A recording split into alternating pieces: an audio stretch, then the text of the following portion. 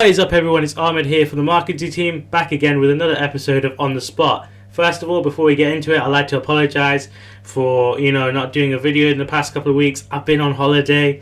I haven't really earned the holiday, but I've gone on one, and now I'm back with On The Spot, giving you information about what's happening in the world of football. And today, I'm going to talk about Worksop Town. For those who don't know, Worksop Town, they're a small club in the Bet Victor League who have recently run into a lot of debt. I mean, a lot of debt. More debt than, the corrupt Greek government at this rate.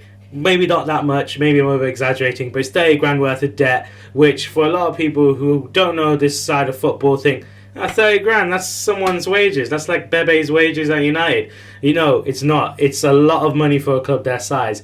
The chairman has recently put out a plea asking 100 Tiger supporters, those are the names of the supporters, obviously, to donate, 300 supporters, to donate 100 quid each, which hopefully will raise the money. However, that's a lot of money for someone to put forward, especially if you're supporting a non-league club or a club in the Bet Victor League or a club in a similar case as this one.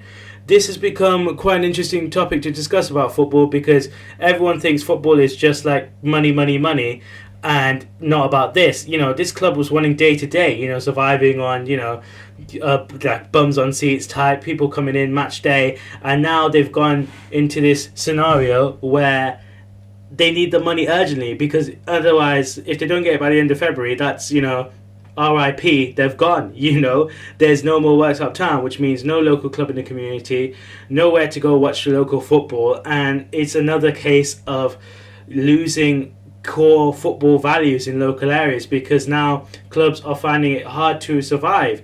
Talking to someone in non-league or talking to someone who knows the side about football, I was amazed to feel like it is possible for a club to work up that much debt because it's hard to get people interested and it's hard to keep it running. Player wages, staff costs, travel, this all racks up at the end of the day. And if you're not bringing money in, it's simple, you're getting bad cash flow, which means you're getting a lot of debt.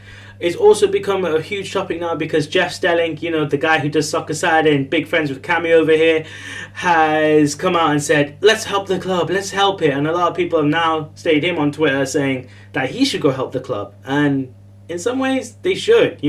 Big media like Sky, BT, and other big companies should really help out these small clubs, because let's be real, there's a huge focus on the Prem. Prem's everywhere.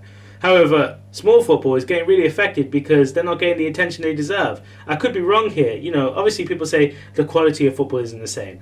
People don't want to watch that because it's boring. It's not the same. Why would I watch, this guy when I can watch Aguero? They're not going to watch him. So that happens. And it's up to the clubs, to try and do different things. A lot of non-league clubs do cool and interesting stuff to get people in. And you could argue that Worksop haven't done that. However, I think they've done enough. But it's just a simple fact of running it that's cost up this much debt. I hope the chairman gets, the money he deserves because I want this club to stay. Because it'd be really, really sad if another club goes. Because this happens a lot. We saw it with Bury. Bury were a League 2 side, I believe, or League 1. You have to Google it. I'm not really sure about that fact at the moment. But they suffered from that. It can happen. It happened to Portsmouth years ago now, administration. But arguably that was bad running. The chairman and the stuff I've read down below, which you can see, I don't think they're that bad people. I just think it's just the cost of running the club that's affected it. Now, what should people do? I'd like to hear what your comments are. Should people give the money? Should someone buy the club like a rich billionaire Arab? They love buying football clubs. Look what they did to City. But who should get it? Who should take responsibility? Is there blame here? Because I only read the article to a point. I don't know. Maybe a fan can tell me what's happened to the club. I don't think responsibility is the club's fault. I just think it happens. I give him a lot of credit for coming out with this statement. It's highlighting what's happening to clubs and giving us an understanding. And hopefully it'll get resolved. But this has been Ahmed for On The Spot. Please tell me your opinions.